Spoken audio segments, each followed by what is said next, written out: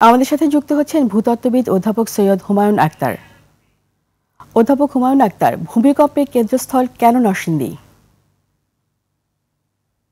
আচ্ছা, এটা আপনার বুঝতে হলে আমাদেরকে ভূতাত্ত্বিক কাঠামো, টেকটনিক যে ফ্রেমওয়ার্ক সেটা একটু বুঝতে হবে।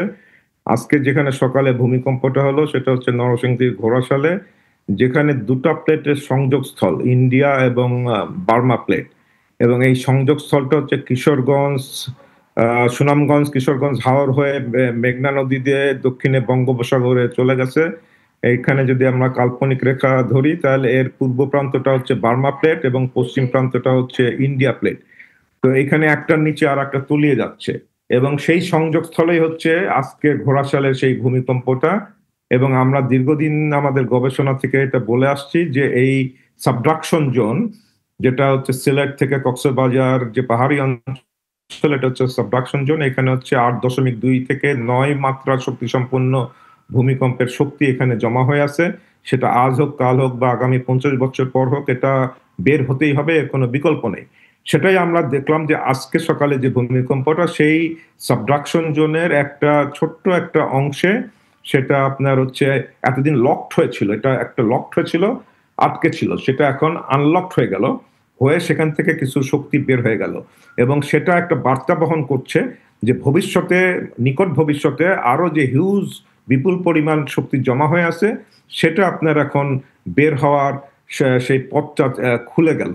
তাহলে আমাদের এখন সতর্ক হওয়া দরকার যে আমাদের সেই বড় ভূমিকম্প সামনে আমাদের দ্বার প্রান্তে অপেক্ষা করছে, এবং সেই হিসাবে আমাদের প্রস্তুতি নেই।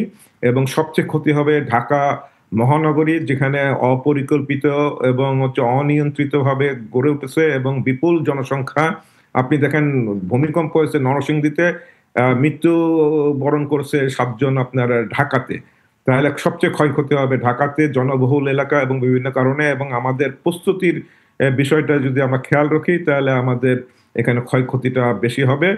এবং সেই কারণে আমাদের খুব দ্রুত আপনার স্বল্প মেয়াদী পরিকল্পনা, যেখানে আমরা নগরবাসীকে যদি আমরা ভূমিকম্পের ব্যাপারে সচেতনতা গড়ে তুলতে পারি, এবং আজকাল আমরা সবাই স্মার্টফোন ব্যবহার করি, এই স্মার্টফোনের মাধ্যমে যদি আমাদের উন্মুক্ত প্রতিযোগিতার মাধ্যমে আমাদের যে তরুণ যাদের মধ্যে আপনার হচ্ছে প্রতিভা রয়েছে, সেখানে যদি আমরা ন্যাচারাল হ্যাজার্ড গেম আহ্বান করি, তাহলে আমরা সেই গেমের মাধ্যমে ভূমিকম্পের আগে আমাদের কি প্রস্তুতি থাকা দরকার, ব্যক্তি পর্যায়ে, পারিবারিক পর্যায়ে, প্রাতিষ্ঠানিক পর্যায়ে, এবং ভূমিকম্পের সময়ে আমরা 2-1 কদমের মধ্যে আমরা নিরাপদ জায়গা আশ্রয় নিতে পারি, এবং ভূমিকম্পের পরে কার কি দায়িত্ব সেটা যদি পালন করি।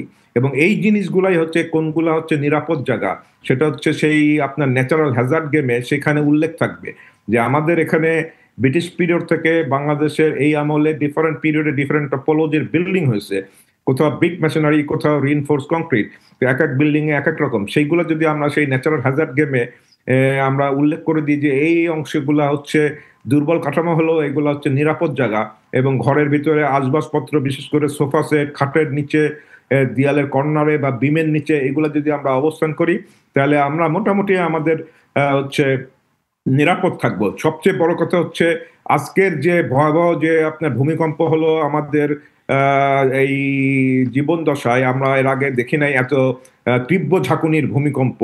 সেটা আমাদেরকে স্মরণ করিয়ে দিচ্ছে যে ভবিষ্যতে এর থেকে আরো বেশি মাত্রার ভূমিকম্প হলে আমরা কি করব। তাহলে এখন যদি আমরা সেই প্রস্তুতিটা নিই, তাহলে জানমালের ক্ষয়ক্ষতি অনেকাংশে কমিয়ে আনতে সক্ষম হব। সরকার যেটা পরিকল্পনা করেছে যে ভূমিকম্প পরবর্তী আমরা জানলাম যে বাংলাদেশ ভয়াবহ ঝুঁকির মধ্যে আছে। অধ্যাপক সৈয়দ হুমায়ুন আক্তার, আমাদের সঙ্গে যোগ দেওয়ার জন্য আপনাকে অসংখ্য ধন্যবাদ।